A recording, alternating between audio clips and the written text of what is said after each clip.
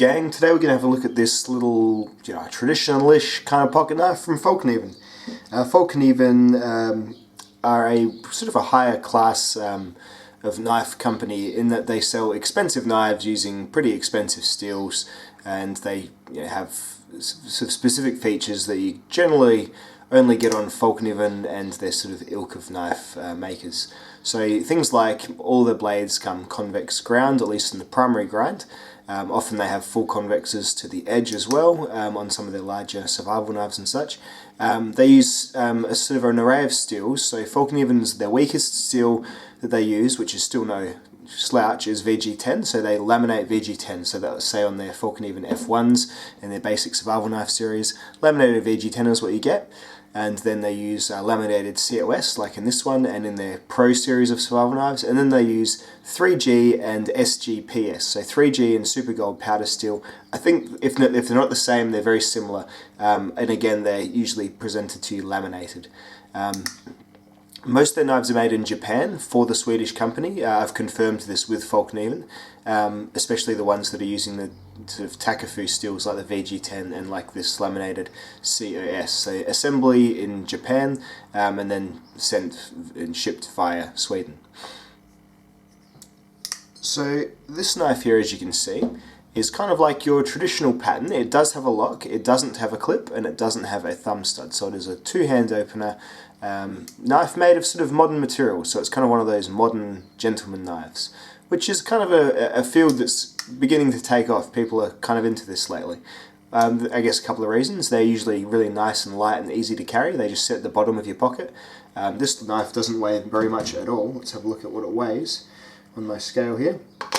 It's a 66 gram knife, so that's sort of 10 grams lighter than like a Spyderco Delica.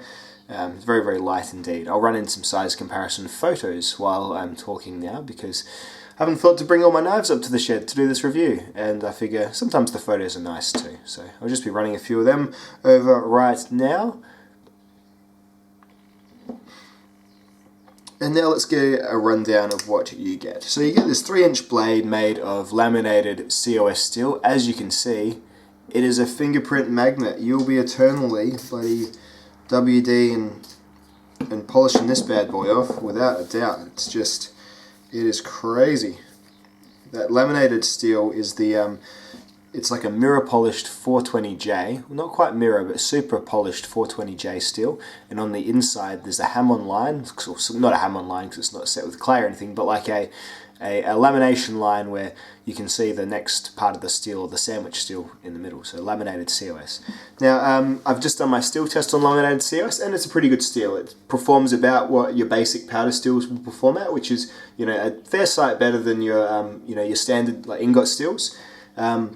Just from the description using the Knife Steel app, I'll just read out what it is, just so it's not my words, it is someone who is kind of a bit more in the know.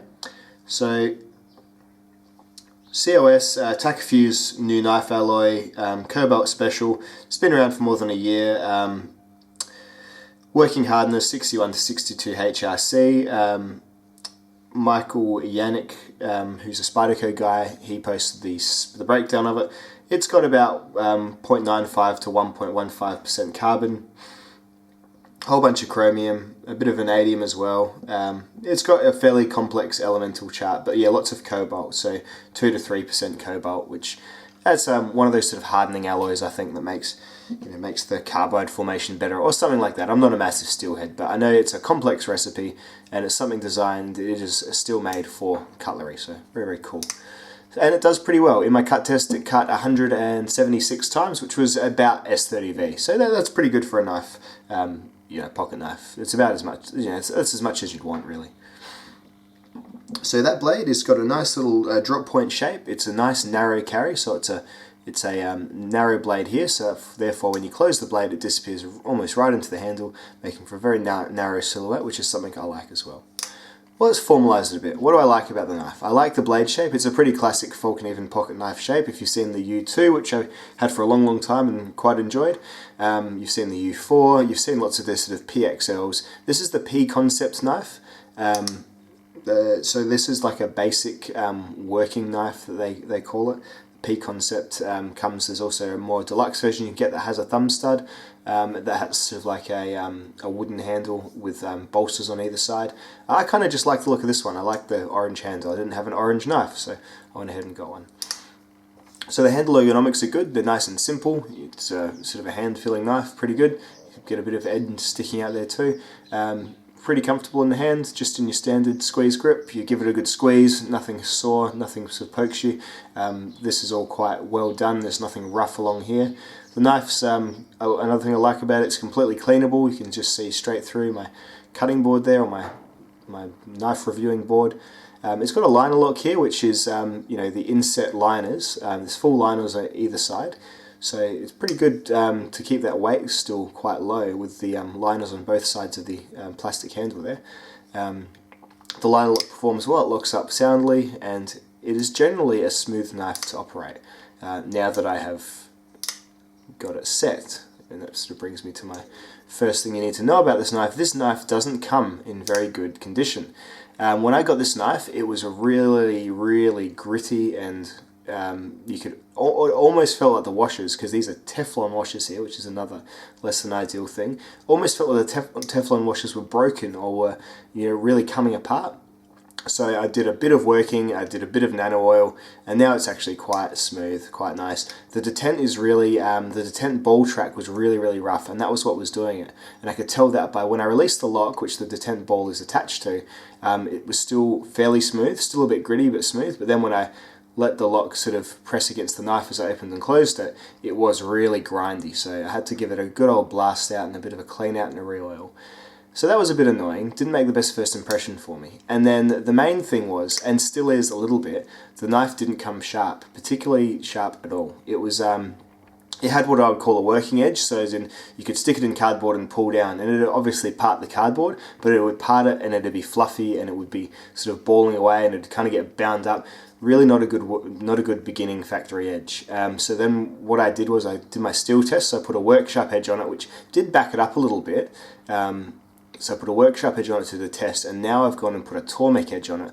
I sort of still followed the factory original edge, but I backed it up a little bit, which has improved things somewhat, but it still probably needs another like 0.5 millimeter or something up of the leading edge just to make it slice properly, because it's really fat behind the edge there. This convex grinds are great for making really durable and quite good slicer grinds. However, it sort of needs to stop, and I guess it's the laminating of the steel. It's going to be a bit thicker, a bit lower down, so I'm just going to have to use the Tormek, I think, and just work away a bit more steel here, just a bit more of a steep angle, just to get it working again, which is fine for me because I'm lucky enough to have been given a really expensive and really highly capable water-cooled tool to do that sort of thing with. However, most of you probably don't have that, and so you're going to have to try and either you could probably natural convex it on a mouse pad using a steep angle with some sandpaper. Just doing that for, half an hour or something would probably wear your nice sort of taller convex grind absolute edge, which would be good. Or yeah, you're going to have to use like stones or an angle sharpening system, which is going to take you some time, just to get what should really come from the factory as a good little slicing, paring sort of style knife.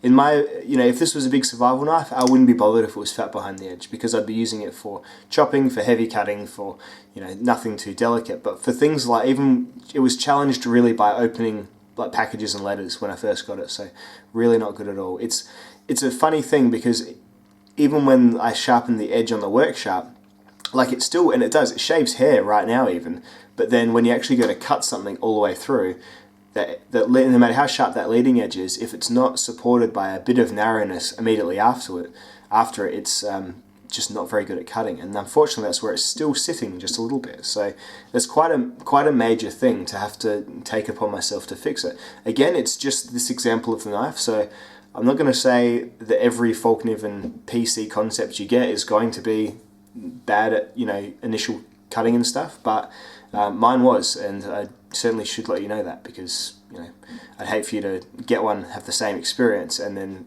for me to have kept it to myself. So that's probably that, and the initial fit and finish, or just the initial grittiness, were probably the two main things that I really don't like about the knife. But apart from that, I do like a lot of what the knife is doing, and I like a lot of this style of knife that we're seeing lately, the modern traditional type folder knife. I mean, I know it's got a liner lock in it, but it's sort of a very very modestly done one. It's, you know, it just sits quite unassumingly in the blade. It's quite nice. And I do like how it carries. It is really, really light, and it's generally a smooth and a nice in the pocket thing. I like the orange finish. It's really bright, fluorescent, really different and nice. Like, this brightness is really something. It's not showing up on the camera even now. I'm looking at the viewfinder and I'm looking down at the knife, and it's not even doing it justice. It's a really bright fluorescent orange. So it would be a great little like hunting or camping knife for the outdoors. A, because you can blast it through. B, because it has got quite a durable, you know, thick thick edge, I guess, so it's not going to chip out on you if you are doing it, if you are using harder tasks, if you are using it for harder tasks. And yeah, B and C, because it's really highly visible and really will show up straight away if you drop it. You just catch some torchlight on it at night time even. It'll illuminate the forest without a doubt. So right, as for now though, it's really smoothed out, and it has kind of become better as I've been using it. It's definitely got some way to go still in terms of the edge. Whether or not you like this sort of knife, I'm not going to put in the good or bad or whatever. If it's obviously a nail nick folder, and it obviously doesn't have a pocket clip. Those are definite stylistic choices, and you know, choices within the philosophy of this knife. So I'm not going to call them good or bad.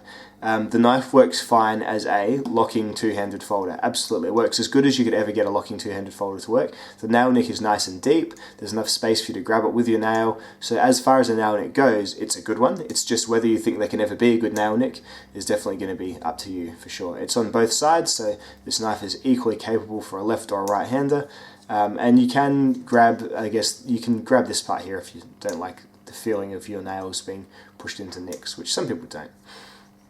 So overall, a little bit flat on it, to be honest, at first. I'm going to hold on to it for another month or so, at the very least. I'm probably going to use it and probably going to do enough to it to more or less just make it mine anyway, to regrind it and such. So probably not going to be the most resellable knife anyway by the time I've got it to where I want it. And I would suggest if you're going into getting one of these knives, go into it with that intention as well. Probably, yeah, you're probably going to be keeping it because the things you'll have to do to make it, you know, cut well for you, perhaps, if you get the same one as me, are probably going to make it so that you might have to put a fair bit of text in your eBay listing if you do try and resell it. But apart from that, it's a well done design using a good steel. That should be tough and fairly stainless as well, because COS is a stainless steel according to the steel chart, and obviously the 420J cladding is super stainless as well. So it's going to be a durable and long-lasting knife once you can dial it in and get it working properly. So that is the Fallkniven PC concept worker, and I hope you've found this enlightening. I notice there's not too many other reviews on this knife, so there you go. That's my experience with this one. See you now. Bye.